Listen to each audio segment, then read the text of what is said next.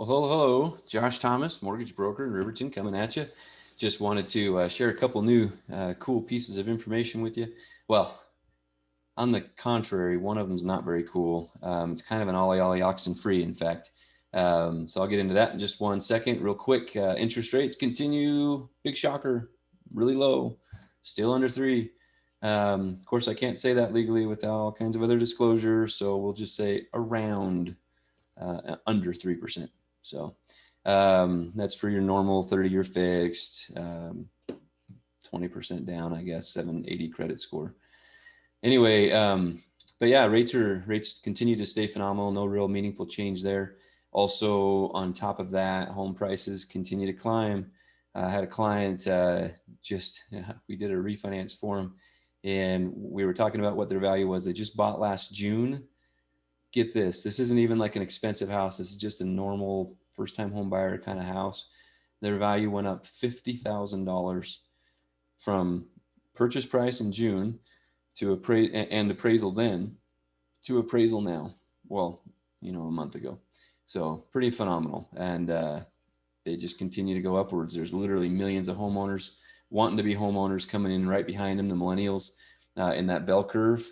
The millennials have everything to do with why rates are going up. The top of the bell curve, the median, just turned 32 years old in 2020. That's why housing has been ramping up for so long, as the largest generation, the largest quantity of new home buyers have been coming into the market for years now.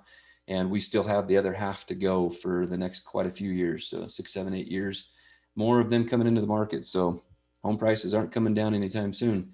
The supply is not in line with the demand. So anyway, moving on, let's talk about these home prices. I said home prices, that's funny. Let's talk about the changes. That's what I mean. So let's go ahead and talk about these changes. So Home Possible, I'm going to highlight the Home Possible mortgage specifically. This is a Freddie Mac product. This is an affordable housing product. So typically we're using this loan for 3% down for first-time home buyers. It can be used for repeat home buyers, of course, but you have to make under a certain threshold of income, which in Salt Lake County right now is right around 70,000, and Utah County is right around 64,000, I think, 65. Anyway, very common loan, but one of the sweet spots on this loan has been that if you wanted to buy a multifamily property, owner occupied, you could do it conventional. You wouldn't have to do it FHA, and you could do this one. And so a lot of people were going homeowner or three and 4 unit properties, only 5% down. And that was a cool thing. And we've been doing it for years and have several clients who've been able to take advantage of that experience. Unfortunately, this announcement is letting everybody know that they are changing that, and they're dropping it down to 85%. So this is big news, and we have very, very little time to do anything. And so if there's any prospects, anybody that you know that's thinking this would be an applicable situation for them, they need to be on the horn with me right now, because we have to be closed by April 1st. If they do not close by April 1st, it's a no-go. And so just kind of FYI. Now, 85% is also very, very good for a multifamily property. In most cases, people are having to put 25% down on those, even owner occupied. And so this is still opening up an opportunity for owner occupied purchases to be able to do 85, which is 15% down. And of course, if anybody's familiar, the FHA program has long offered for multifamily properties 3.5% down. 1 unit, 2 unit, 3 unit, 4 unit, right? Not fives. Anything 5 or more is commercial. But 4 units or less, FHA has long offered a 3.5% down payment option. And we can certainly still consider that option if that's what somebody wants to do, even after April 1st. But wanted that to be clear. And then I'm going to add something completely different to this video. So feel free to share this with anybody that it applies to, or just, chalk it up as something that you know now. Anybody wants to occupy after April 1st, anybody wants to occupy or non-owner occupy a duplex or a fourplex, it is a 25% down. Unless they're going to do this program, then it'll be 15 down, or FHA at 3.5% down. Okay. But changing speeds now. I think I just went right past it. I'm looking for solar panels. There we go. So solar panels are increasing. They seem like they must have hit critical mass as a consumer product.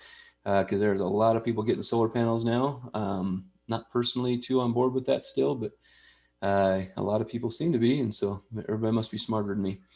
When it comes to solar panels, though, because they are relatively new, they have been financed 50,000 different ways and 50,000 different ways to approach it for financing. And so when you're going to buy or sell or refinance a house with solar panels, this becomes an important issue that we have to sort out. Is there a lien on the title? And then how is that lien? Is it a lease? Is it a rent, loan? Just what is it? And in most cases, when it's a loan, right, there is something called a UCC1 loan. And I'm not going to get into all the details of this, but I will tell you that it is an option for us to process a title report through the right companies, and those companies will not call out the liens for a solar panel or other types of home improvement because they are UCC1 liens. A UCC1 lien means that they cannot foreclose. A trust deed lien or TD lien means that they can foreclose. And that's what lenders have always been concerned about is, can somebody foreclose if you stop making payments? If the answer is no, they are still often popping up on the title reports, mainly because it's all new and a lot of people aren't really used to, processing it correctly, but some title companies process it correctly, including my favorite. And so when we get a correctly processed title report, we can close a loan without any hitches on solar panels. Otherwise, we end up getting extra paperwork and sometimes have to include it in debt to income ratios and other stuff like that. So anyway, long story short, solar panels, call us, let us use our title company. We know how to have them easy peasy or handle them easy peasy. If not, then we can probably share a couple things with you to make them a little bit easier. But even with this little announcement right here, just goes to show to me that even Freddie Mac doesn't know what I just told you, and that some title companies will provide a title report without liens showing at all. So that's what this is kind of going into to explain, is kind of bridging the gap from where they are to where that title company already is. So anyway, hope that's helpful. Hope you have a wonderful day. Can't wait to help you guys out on the next deal. We'll catch you a little later. Josh Thomas, mortgage broker. Bye.